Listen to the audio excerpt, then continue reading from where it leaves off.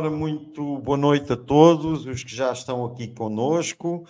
Hoje é dia de recebermos o jornalista, editor de política internacional e muitas outras coisas, José Reinaldo Carvalho, da TV 247, mais conhecido agora pelo trabalho fantástico que tem vindo a fazer na TV 247.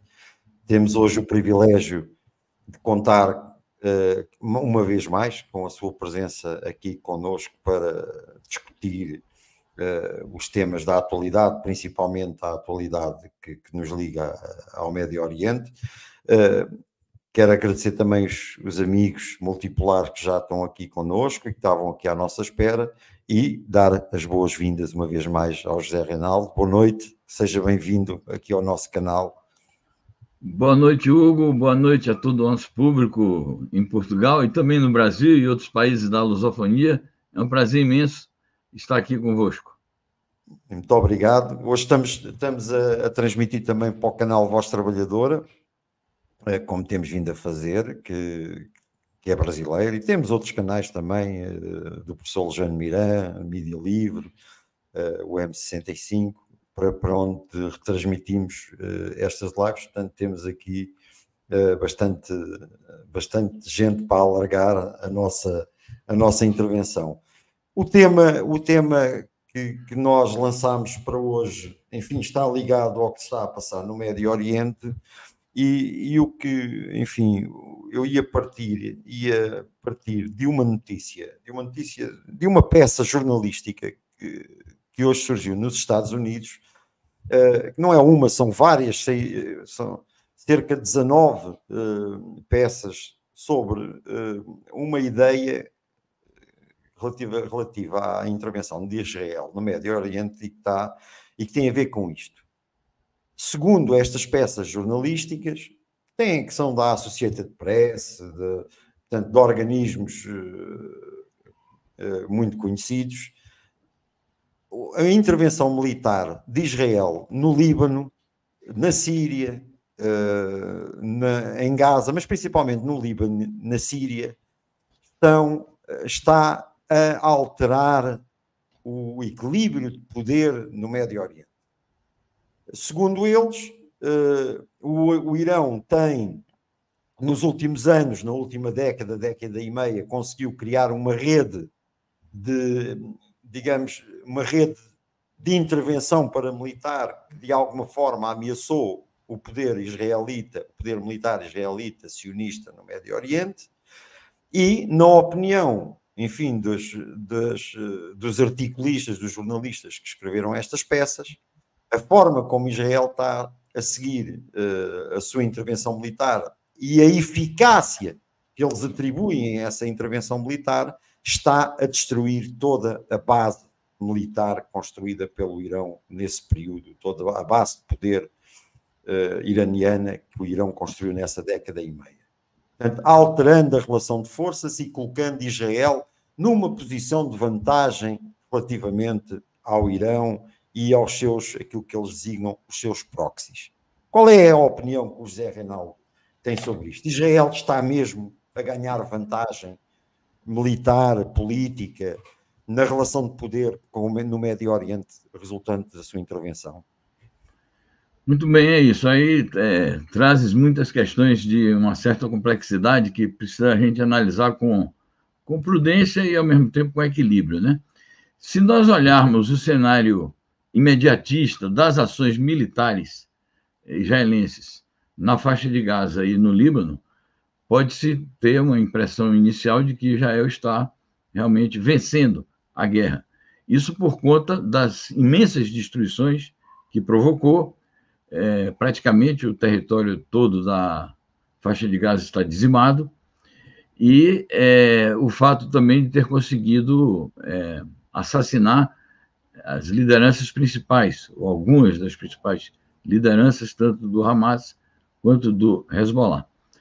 Mas o que a gente vê é que esta guerra não é uma guerra de curta duração, nem terá uma solução, na minha opinião, imediata. E é na perspectiva, digamos assim, de um desenvolvimento mais prolongado que nós devemos observar o desdobramento, o desfecho, né? Não temos elementos ainda para afirmar sobre o desfecho. Mas o que nós podemos dizer é o seguinte: as intenções proclamadas. Entre o dia 7 e 8 de outubro do ano passado, o primeiro-ministro de Israel, o Benjamin Netanyahu, ele fez uma declaração que, para o seu público israelense, principalmente os seus seguidores, tem a aparência de uma promessa, e para o resto do mundo, e principalmente para o povo palestino, está contido ali uma ameaça.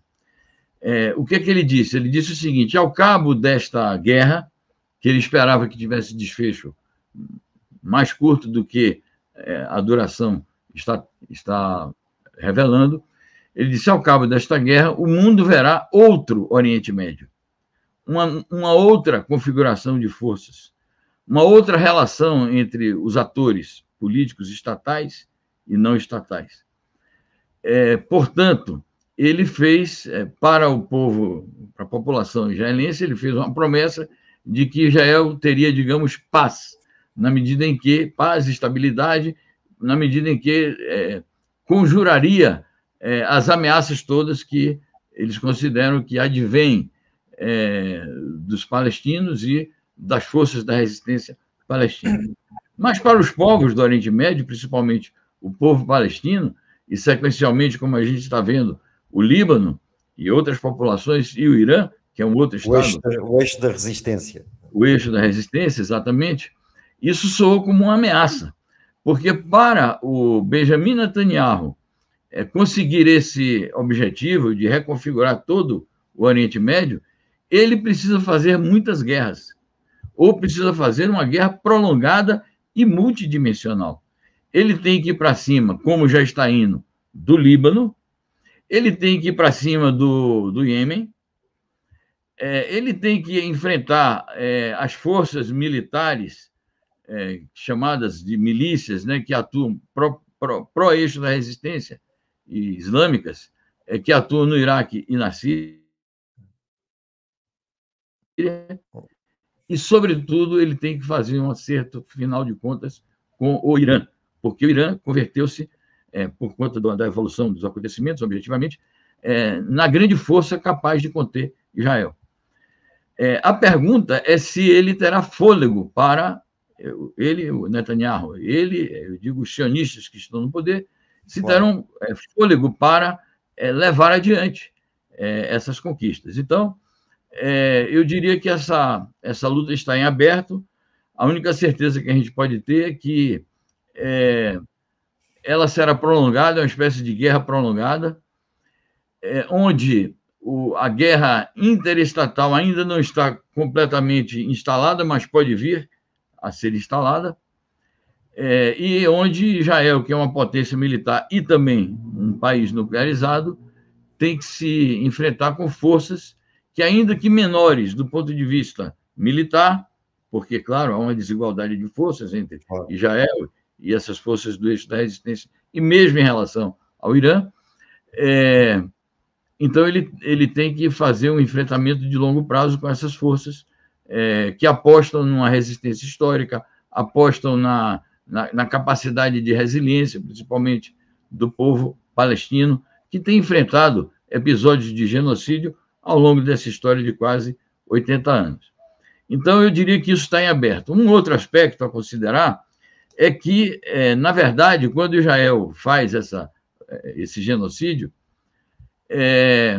de alguma maneira, tanto Israel como os Estados Unidos reagem a uma outra demarche, digamos assim, geopolítica que tinha sido feita pela China, em parceria com o Irã, que foi exatamente aquela reconfiguração das relações diplomáticas, a conciliação com a Arábia Saudita e, principalmente o acordo bilionário bilateral que a China fez com o Irã, e é algo recente, é coisa dos últimos 2 anos. A parceria estratégica. Como? A parceria estratégica que eles exatamente. Econômica, etc.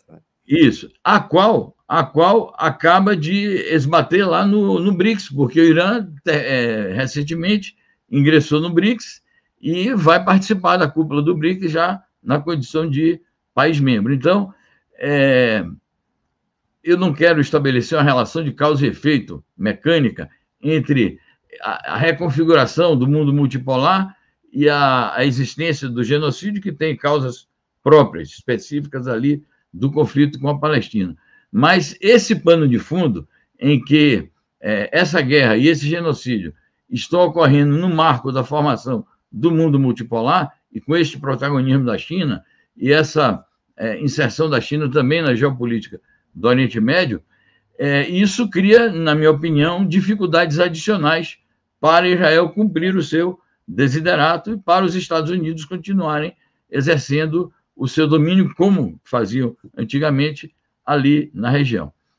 Para concluir essa parte, eu diria o seguinte: eu não vislumbro de imediato uma solução diplomática, porque a solução diplomática dependeria que, de fato, o Conselho de Segurança da ONU, que já estabeleceu o cessar-fogo na Palestina e fez um apelo, embora não vinculativo, pelo cessar-fogo no Líbano, agisse de alguma maneira, sancionasse Israel, tomasse medidas eficazes, mas isso não está no horizonte. E os Estados Unidos, que faz essa política na retórica a favor do cessar-fogo, mas na prática mantém o apoio militar a Israel, tampouco os Estados Unidos estão dispostos a impor uma solução, porque na diplomacia pura e simples, na palavra, isso não irá resolver nada. Era preciso que, no mínimo, se sancionasse Israel. E os Estados Unidos não vão fazer isso. Isso, então, coloca mais um elemento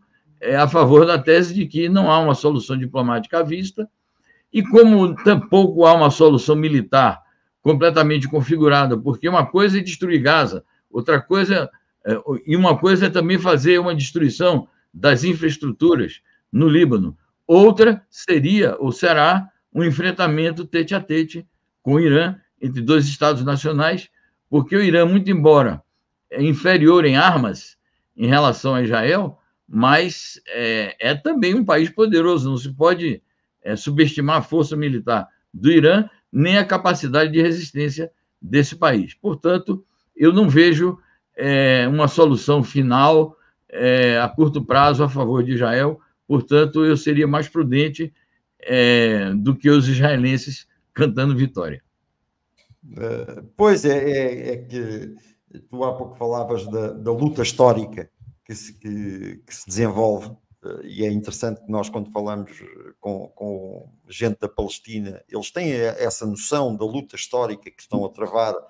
Isto não é para já, é para um dia, não é? É uma luta em crescendo, e ela está em crescendo. Agora, o que nós olhamos, quando olhamos para Israel, pelo menos eu fico com a sensação que há aqui uma intenção, ou seja, reconhecendo essa luta histórica, Israel tem aqui toda a brutalidade que nós vemos Israel praticar, a forma como bombardeia os civis. Há pouco o Álvaro Poei está aqui no chat, falava dessa situação, o desprezo que mostra pelo sofrimento alheio e até uma certa miopia que o Miguel Machado aqui refere na leitura da realidade por parte de Israel. Ela também, a impressão que eu tenho é que esta ação também visa chocar e de alguma forma desmotivar o outro lado por via da brutalidade, no fundo dizendo assim: nós somos extremamente poderosos, nós podemos arrebentar com tudo e partir com tudo, e portanto vocês atacam-nos,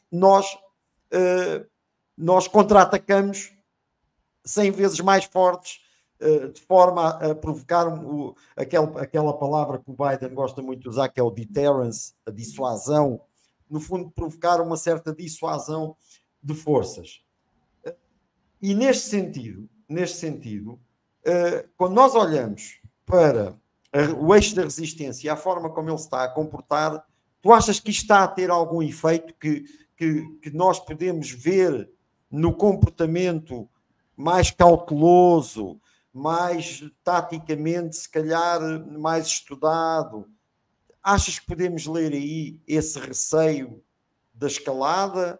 ou o que está aqui em causa é um pouco deixar Israel descarregar tudo o que tem para descarregar, e então depois, quando Israel tiver que descer ao chão, quando tiver que vir à terra, então nós vamos ajustar contas e aplicar toda a preparação que fizemos ao longo destes anos todos. O que é que tu achas que está aqui, que justifica este comportamento menos efusivo, digamos assim, do eixo da resistência?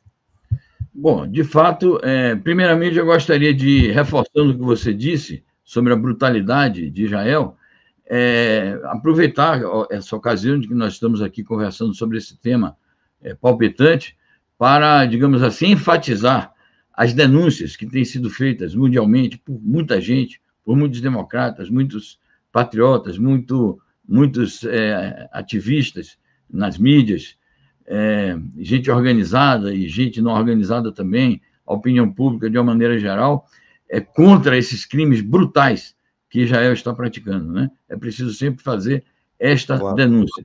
E enfatizar também o seguinte, Hugo e o querido público, enfatizar que Israel usa de maneira assim permanente essa dupla tática de crimes seletivos, porque eles buscam efetivamente assassinar a liderança do Hezbollah, do Hamas e outras forças do eixo da resistência, com crimes em massa, porque é isso em nome de dizer, não, nós vamos aqui eliminar os terroristas, como eles dizem. Em nome disso, eles estão cometendo crimes de lesa humanidade, os mais brutais, matando milhares e milhares de pessoas. Isso que se denuncia de limpeza étnica e de genocídio é a mais pura verdade, porque quando, além de bombardear sistematicamente cidades, matando milhares de pessoas, além disso, provocar este êxodo, já que quase 2 milhões de cidadãos estão vagando por aí, pelas estradas do Líbano, e mais os outros tantos que foram deslocados ali na faixa de Gaza, isto é uma forma de limpeza étnica, isso faz parte do genocídio. Então, é preciso sempre enfatizar essas denúncias para chamar a atenção que, com todas as limitações dos organismos multilaterais, mas é preciso sempre chamar a atenção e responsabilizar essas instituições multilaterais com também fazerem a denúncia e também agirem de alguma maneira, pelo menos no que se refere às questões, digamos, humanitárias, né? Porque, afinal, até mesmo as agências humanitárias da ONU ligadas à proteção de refugiados e à saúde estão sendo brutalmente atingidas. Assim também ocorre com profissionais do jornalismo e gente que é ligada mesmo aos meios de comunicação do grande capital sendo assassinadas. Já foram centenas, cerca de 200 ou 300, já não me ocorre aqui o número preciso, de jornalistas e outros profissionais de imprensa que foram vitimados ali. Então, a gente sempre precisa utilizar esta denúncia, enfatizar esta denúncia, como também uma forma de convocação à consciência das pessoas e à mobilização dessas pessoas. Dito isso, de fato, no momento, a desigualdade de forças é flagrante, ao ponto de que hoje nós vimos uma declaração do vice-secretário-geral do Hezbollah, que está em funções interinamente, ele dizendo o seguinte: nós queremos o cessar-fogo, nós pedimos o cessar-fogo. Isso se deveria transformar numa espécie de clamor também do conjunto das forças nacionais e anti-imperialistas no mundo, né? Ele disse: nós não vamos depor armas, mas queremos o cessar-fogo.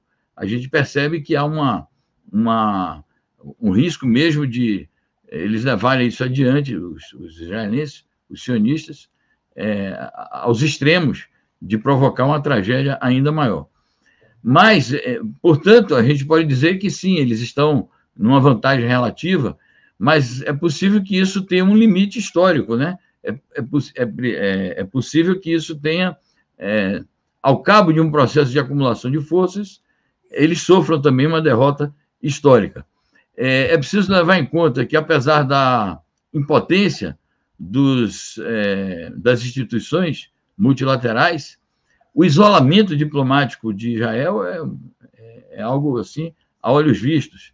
Mesmo governos que não têm nada de democrático nem de progressistas, como, por exemplo, o governo francês, nos últimos dias, tem defendido que não se mande mais armas para Israel, algo que está sendo interpretado até como um embargo de armas para Israel. Não sei se chega a tanto. Mas é possível que esse isolamento de Israel internacional também provoque algumas alterações no comportamento de alguns países, no comportamento de algumas instituições.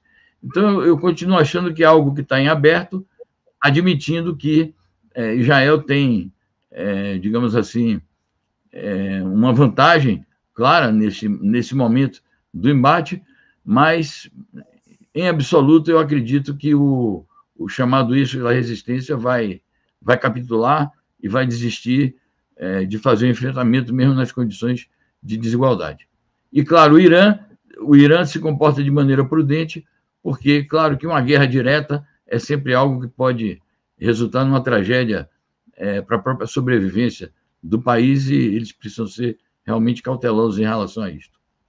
Aqui o Fabrício Patu diz assim: quando liguei a live, ouvi o professor dizendo que o Irã seria muito inferior belicamente em relação ao Estado sionista. Será assim? Tecnologicamente, não é? Tecnologicamente. Era isso que estava a referir. Não é? Exatamente. Em questão de armas, em questão de poder bélico, Israel, inclusive porque tem arma nuclear, né? Israel tem superioridade militar em relação aos outros países do Oriente Médio. Claro que o Irã tem um povo mobilizado, um povo que tem suas convicções, um povo que tem uma liderança que sabe o que quer, pode se discordar dela sobre diversos aspectos, mas do ponto de vista da autodeterminação nacional, sabe o que quer. Tem um exército numeroso, tem centenas de milhares de combatentes, mas é isso, eu falo aqui na superioridade em armas.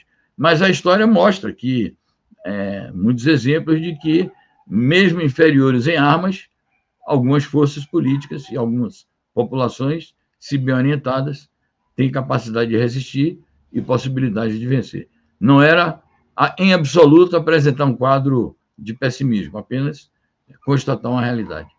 É que as pessoas às vezes esquecem-se que Israel é talvez o Estado mais militarizado do mundo, onde digamos, a vida militar mais invade a vida civil, e no fundo é uma economia também militarizada. Quer dizer, Israel há determinados setores da indústria de armamento em que Israel é extremamente desenvolvido. É líder mundial em determinados nichos. Por exemplo, a defesa aérea é um deles, mas não só, drones, etc. Mas esta questão colocou a respeito do isolamento de Israel no mundo, e que na última votação foi visível. De qualquer das formas, quando nós olhamos para esse isolamento formal que existe na ONU, na também formal ONU, quando vamos para os centros de poder internacional, com exceção da China, com exceção da Rússia, com exceção dos tradicionais, que assumem à partida o seu posicionamento nesta matéria, quando olhamos para os países ocidentais, nomeadamente os Estados Unidos, a Inglaterra, a própria França, em que Macron tanto está a dizer que não vai enviar mais armas, como depois logo a seguir vem dizer afinal são só aquelas que é para atacar, as que for para defender, afinal enviamos. Estes países, quando nós olhamos para as populações destes países, nós verificamos que a maioria das pessoas, se calhar numa escala nunca vista, estão pelo fim da guerra, mais do que discutir se é por Israel ou se é pela Palestina, é pelo fim do conflito, pelo fim das hostilidades militares, pelo fim do sofrimento, mas depois isto não se repercute, principalmente nos Estados Unidos e na Inglaterra, não se repercute ao nível do poder político. Quando nós olhamos para o poder político, o que verificamos é que, ainda agora, Kamala Harris, que vai para eleições, que tem uma franja enorme no Partido Democrata de jovens que são pró-Palestina e que fizeram a guerra toda que nós vimos que fizeram nas universidades americanas e que é gente que tradicionalmente vota democrata, mesmo assim, a Kamala Harris acaba a dizer que nunca vai prescindir do apoio a Israel, que nunca vai deixar Israel cair. O que é que se passa aqui? Isto é um poder político totalmente desfasado do sentir destes povos. Sem dúvida. Eu achei impressionante as declarações da Kamala Harris ontem. Ela deu uma entrevista onde ela reafirma uma série de, digamos, princípios deles, né? Princípios que são condenáveis, mas que são os princípios da sua orientação estratégica. Então, ela disse claramente que o maior inimigo é o Irã e que não vai descansar enquanto não concluir uma luta contra o Irã, que está engajada na luta pelo extermínio do Hamas, pela liquidação do Hamas, fez declarações dizendo que a grande rivalidade do século XXI é contra a China, que eles vão prosseguir essa rivalidade, muito embora não queiramos, diz ela, né, uma confrontação direta, mas ao mesmo tempo ela diz, vamos continuar a apoiar Taiwan, o que significa que os Estados Unidos permanecerão sob Kamala Harris, caso ela vença as eleições, permanecerão na política de fazer provocações diretas contra a China. Não é uma confrontação direta, mas é uma forma de fustigação e de manifestação de hostilidade permanente. Então, de fato, do ponto de vista do poder político mundial, do imperialismo, que vive sua crise, né, uma grande crise, é um período de rearrumação de forças bastante acentuado, de grandes turbulências, de grandes mudanças, de grandes crises que se entrelaçam, porque são as crises econômicas com as crises militares, as crises morais, as crises ligadas aos temas ambientais. Enfim, de fato, eu acho que não se deve alimentar nenhuma ilusão com relação ao imperialismo. Por isso que para os povos do mundo, pouca diferença vai fazer se ganha Kamala Harris ou se ganha o Trump, do ponto de vista do exercício dessas políticas belicistas, militaristas, a questão da OTAN também, a interferência direta da OTAN no conflito ali no leste da Europa. Eu acho que sim, o cenário, quando a gente olha para as potências imperialistas, o cenário é um cenário difícil, de uma correlação de forças muito desigual. Agora, é isso, a luta é em várias frentes e em vários momentos. Não se deve esperar soluções automáticas, imediatistas, nem tiradas do bolso do colete de algum estadista.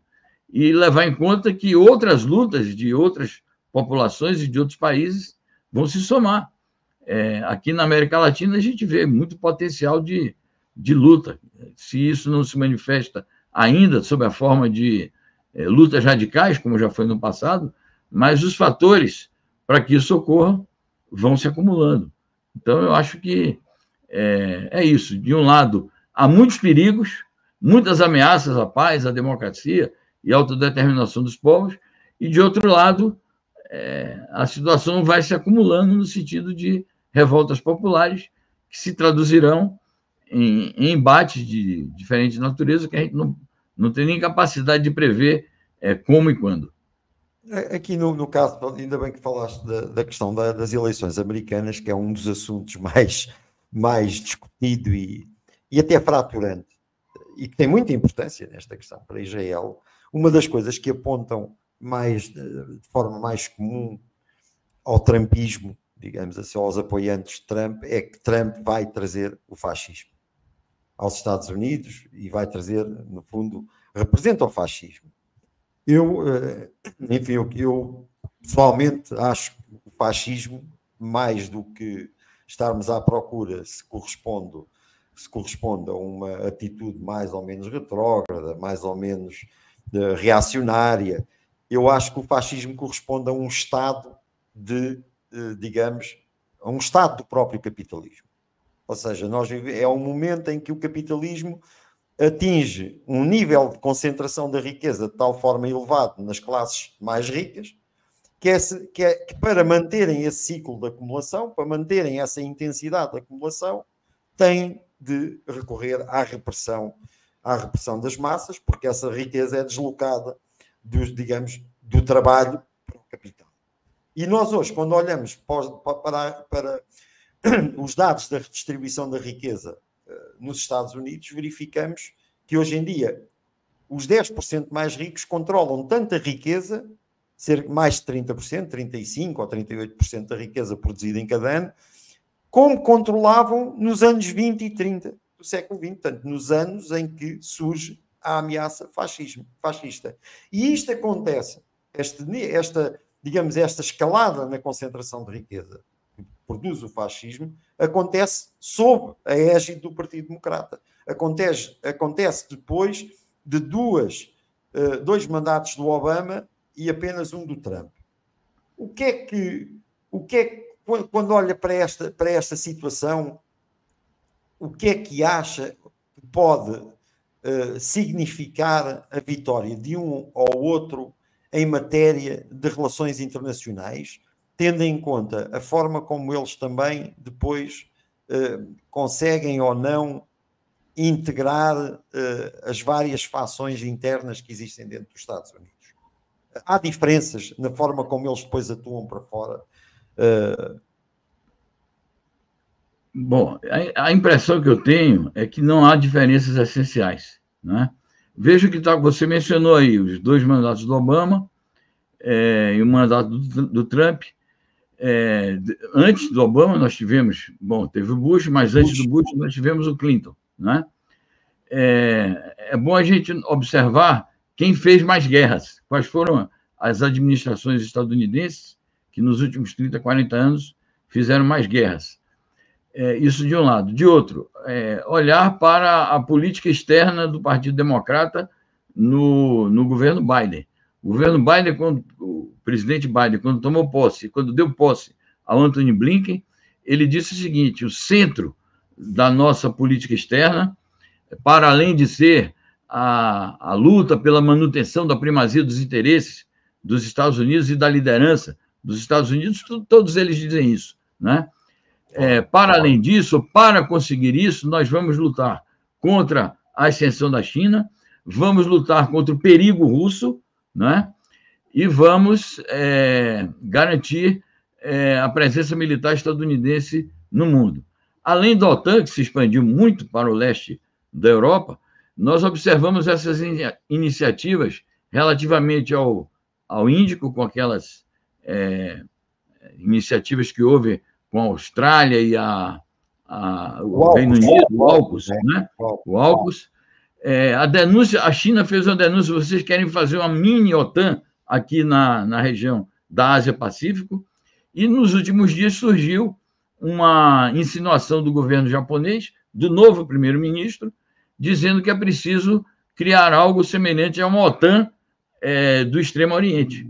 Claro. Algo que provocou uma reação já nesses dias.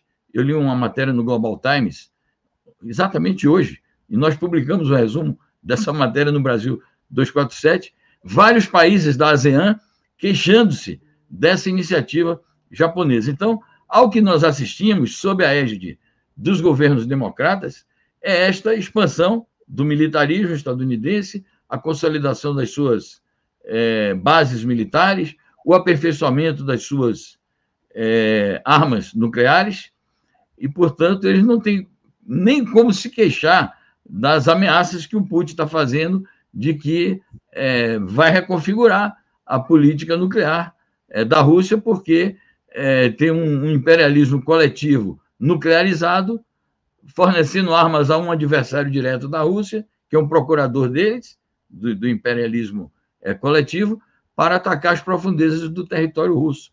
E, diante dessa ameaça existencial, eles se acham no direito de dizer: bom, nós temos armas nucleares também e vamos modificar algumas cláusulas da nossa doutrina. Então, eu acho que não há diferenças essenciais entre o Partido Democrata e o Partido Republicano quando se trata de política externa.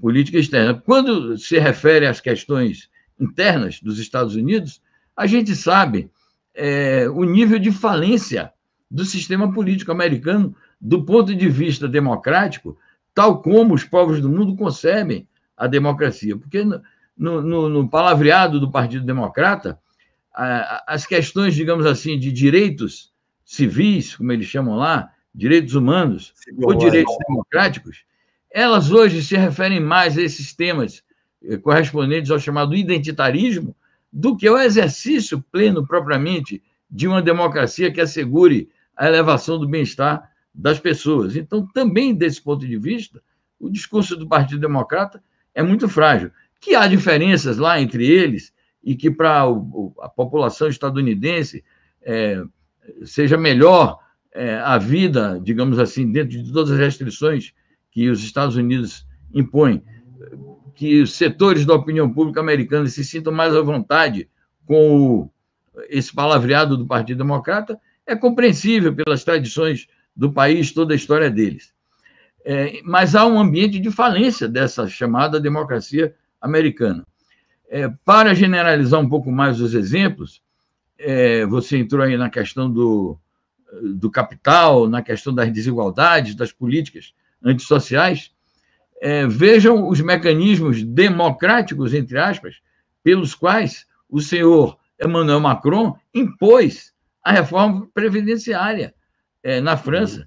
Depois de uma quase insurreição popular, porque foram semanas de revolta popular, o que é que ele fez? Ele ignorou os rituais da democracia burguesa, da democracia liberal, e foi lá, tirou do arquivo, do fundo da cartola, um mecanismo supostamente constitucional e impôs uma reforma da Previdência claramente antagonizada com os interesses da ampla maioria dos franceses, o que, aliás, provocou todo esse desgaste aí que ele sofreu e que o levou àquela derrota nas eleições europeias deste ano, né? De modo que essas diferenças, não, porque a democracia liberal versus o fascismo, isso, do ponto de vista essencial, nesses países imperialistas, tem muito pouca relevância.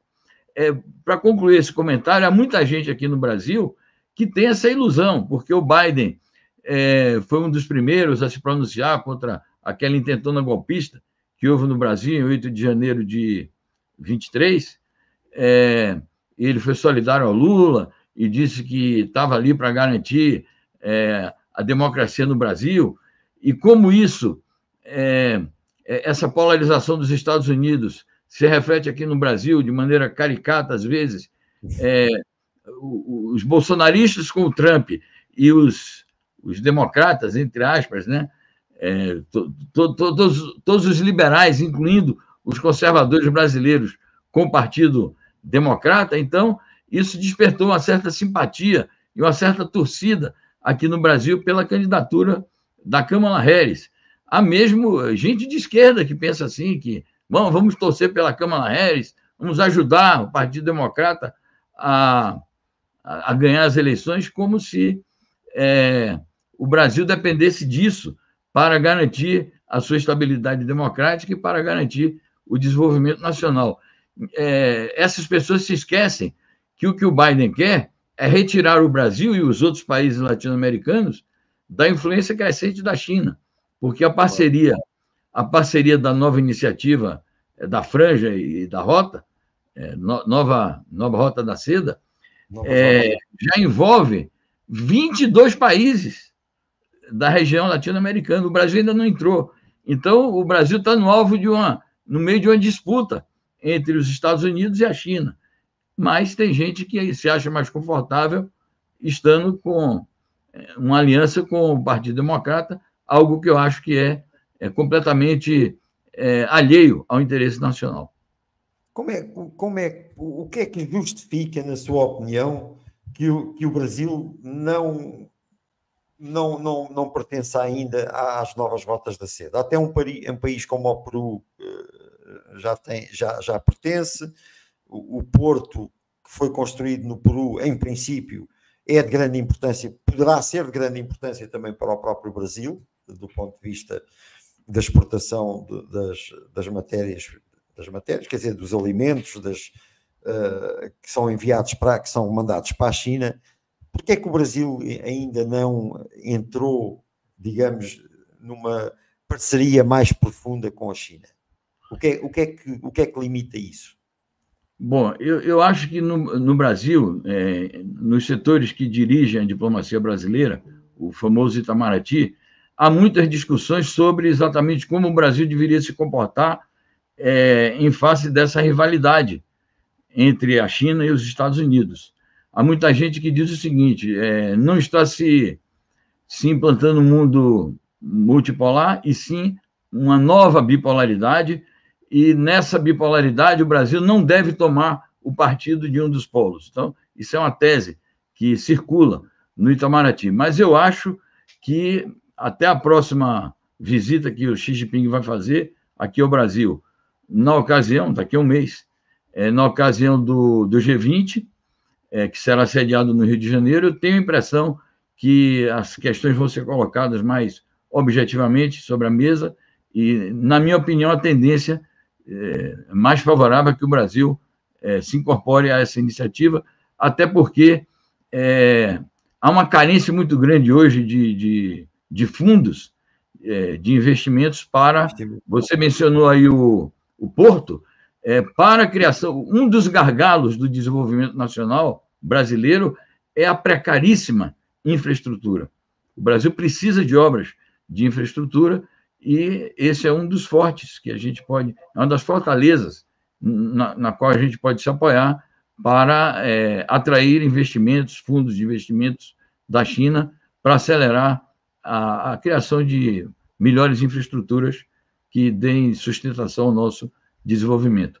Então, eu tenho a impressão de que o assunto não está encerrado e que, digamos, pelo menos a torcida que eu faço é de que isso se resolva a favor dos interesses nacionais, e esses interesses nacionais, na minha opinião, no momento, correspondem melhor a um reforço das relações com a China, até porque já há 15 anos a China é o nosso principal parceiro comercial, né? E isso não vai se inverter no curto nem no médio prazo.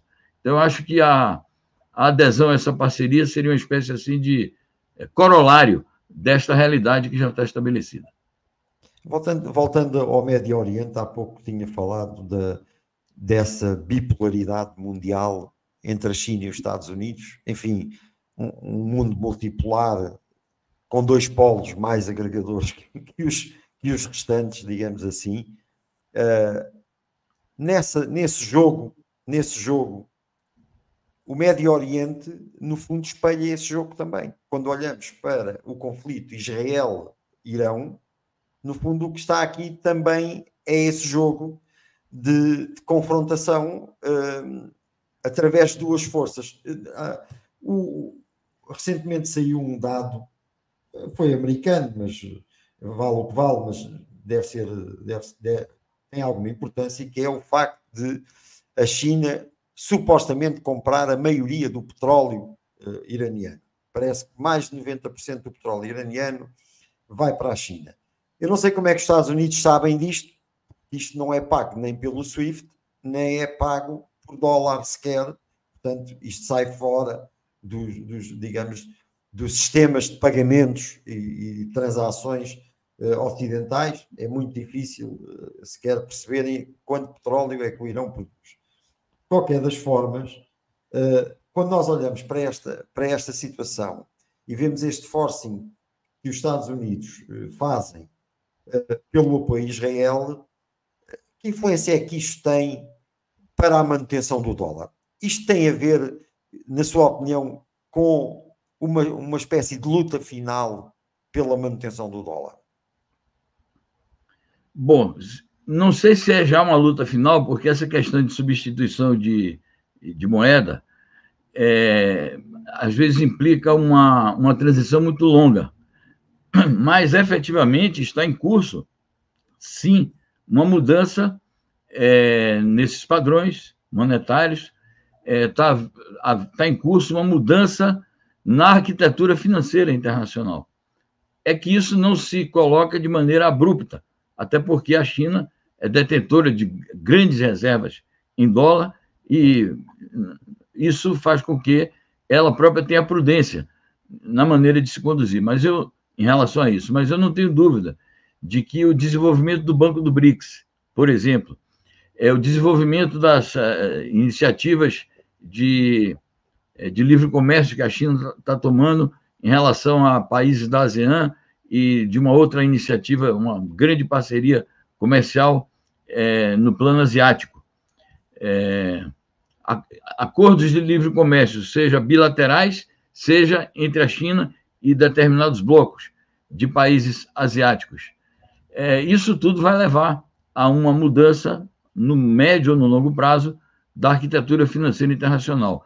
Já concorre para isto esse fato que você acabou de mencionar, que é a realização já de muitas transações bilaterais em moedas que não são o dólar. Transações que envolvem a China, a Rússia, o Irã, em moedas que não... O Brasil também, embora ainda numa quantidade menor, mas eu acho que tudo isso são passos em relação a essa direção. E claro que isso está relacionado com os conflitos geopolíticos, está relacionado com as posições diplomáticas que cada país assume, está relacionado, por exemplo, com a renovação da Aliança de Parceria Estratégica Global da China com a Rússia, que faz com que a China não tenha adotado em nenhum momento a posição que o imperialismo desejaria que ela adotasse em relação ao conflito na Ucrânia, muito pelo contrário. E, portanto, eu acho que sim, o pano de fundo da crise no Oriente Médio é essa transição que está havendo na ordem global. Sobre isso também é preciso destacar o seguinte aspecto: muita gente acha que mas a China tem limitações porque ela não intervém diretamente nos acontecimentos. Bom, ela não intervém militarmente e nem o fará. Acho que a China vai manter por longo prazo, a menos que seja provocada, a menos que seja agredida, a China manterá a sua política de coexistência pacífica.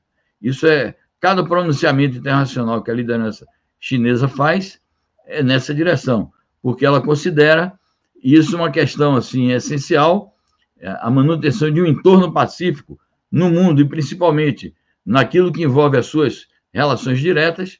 Ela considera isso essencial para cumprir as metas que estabeleceu de se tornar um país socialista poderoso, de elevar o bem-estar do seu povo, de prolongar o máximo possível o seu desenvolvimento, que é cada vez mais impetuoso. Então, eu acho que muita ingenuidade de algumas forças políticas quererem que a China faça uma intervenção direta nesses conflitos todos, que ajude militarmente, mas eu acho que a ação diplomática da China e o estabelecimento das suas relações comerciais cada vez mais assertivas e virtuosas, digamos, para o desenvolvimento dos países parceiros, isso é a forma própria como ela atua.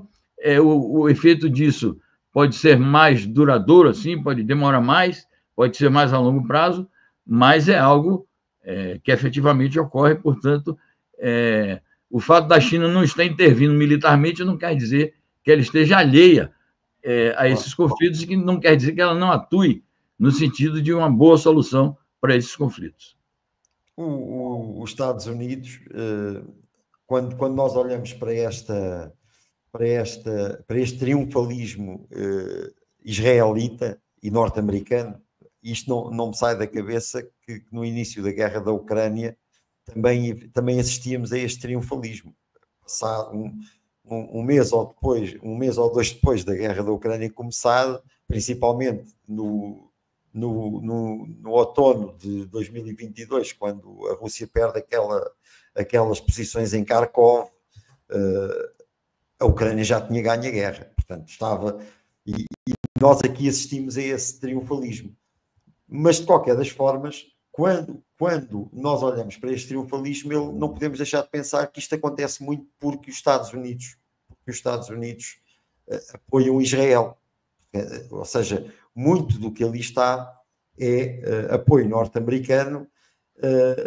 Agora, a questão aqui até quando é que os Estados Unidos conseguem assegurar o apoio à Ucrânia, que já se está a esgotar. Nós, no caso da Ucrânia, já vemos o processo em sede de esgotamento. Os Estados Unidos necessitam de apoiar Israel e, ao mesmo tempo, têm que apoiar, entre aspas, Taiwan e as Filipinas, porque ali o mar da China também tem muito petróleo, pelos vistos. Será que os Estados Unidos conseguem, na sua opinião, dar conta deste círculo mundial de conflitos que têm que ser alimentados com o complexo militar industrial norte-americano? Rigorosamente não, né? Eu acho que isso significa o seguinte, que é mais um aspecto, mais um fator que leva a nós acreditarmos que essas crises, seja a ucraniana, seja a do Oriente Médio, tendem a se prolongar. Porque se, do ponto de vista dos povos que lutam pela sua independência, no caso do Oriente Médio, povo palestino e povo libanês em primeiro lugar, mas os demais que estão envolvidos no eixo da resistência, se para eles não há uma saída imediata e podem-se prever novos episódios de sofrimento, para o imperialismo também, para o imperialismo estadunidense também não há uma solução fácil, não há possibilidade dele conseguir abruptamente resolver essas questões a seu favor. Ultimamente surgiram aí novas sinalizações, vamos ver no que é que vai dar, mas novas sinalizações de uma mudança de tática, pelo menos de alguns países, em relação à questão ucraniana. Fala-se de que está havendo conversações secretas, já houve manifestações da França, houve manifestações do ex-secretário-geral da OTAN recentemente, dizendo que é preciso levar em conta as conquistas russas no terreno. Então, não há solução fácil para os Estados Unidos tampouco, por conta exatamente do cenário que você acabou de descrever. Na Europa, o que a gente vê também, apesar de que a opinião pública é muito polarizada contra a Rússia, mas a gente vê um cansaço enorme.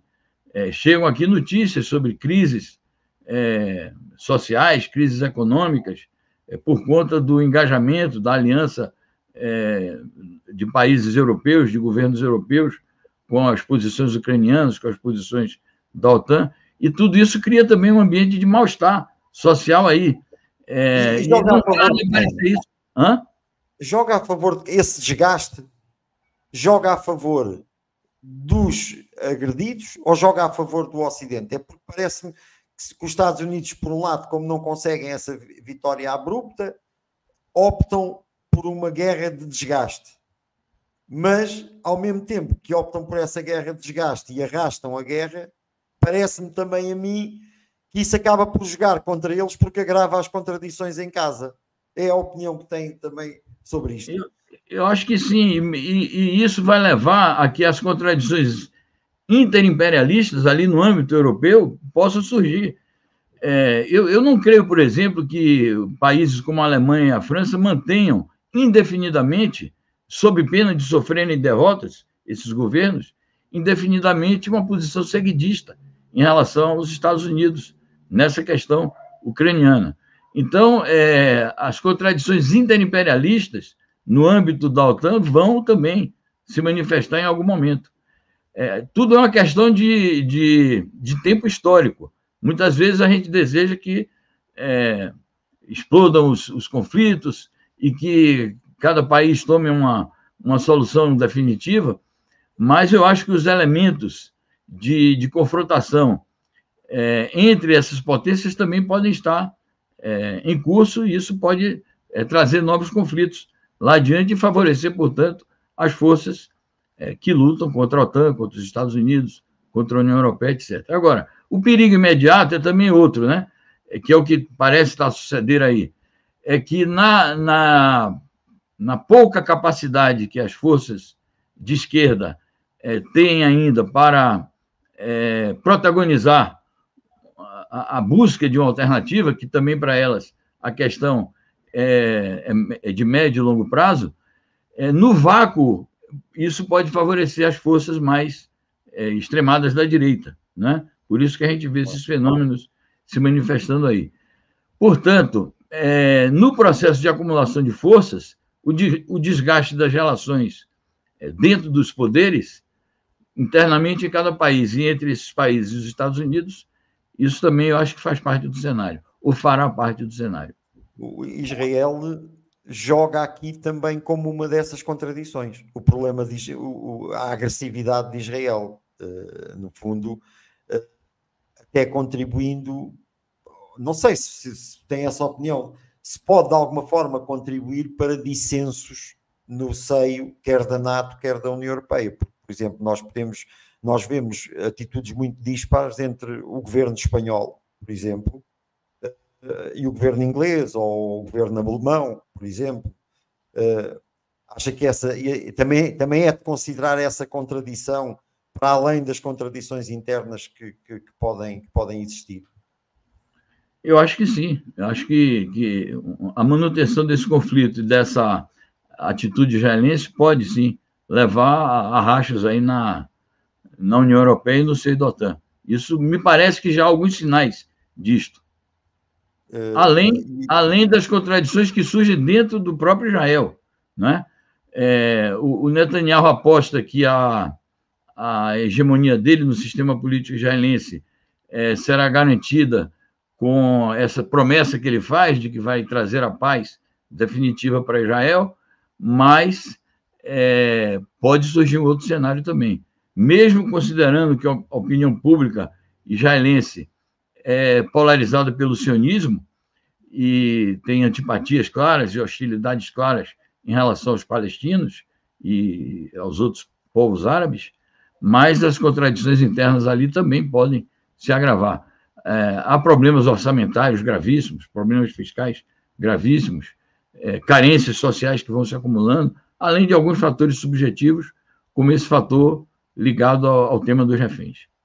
É possível, no longo prazo, um Estado viver amedrontando os outros?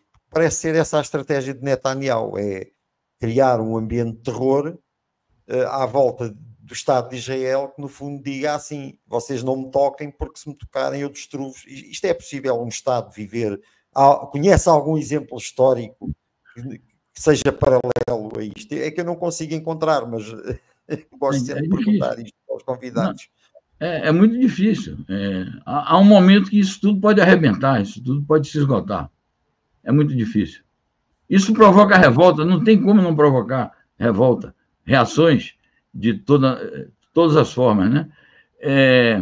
Hoje, essas reações estão no âmbito disso que se chama o eixo da resistência e essa espécie de novo tipo de guerrilha que está acontecendo, de uma guerra prolongada baseada em fustigamentos de forças que são inferiores em armas, mas que têm capacidade de resistência.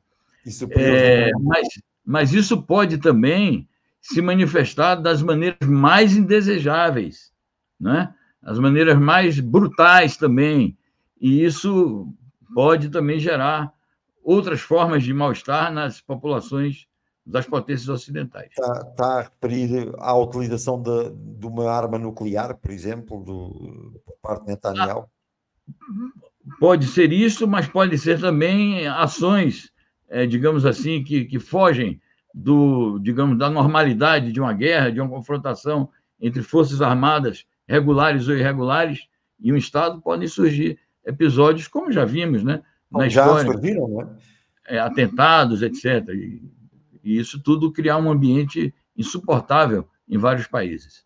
E não é interessante que os Estados Unidos tenham procurado, através das suas provocações, que fosse a Rússia a ter esse tipo de atitude e que nunca teve?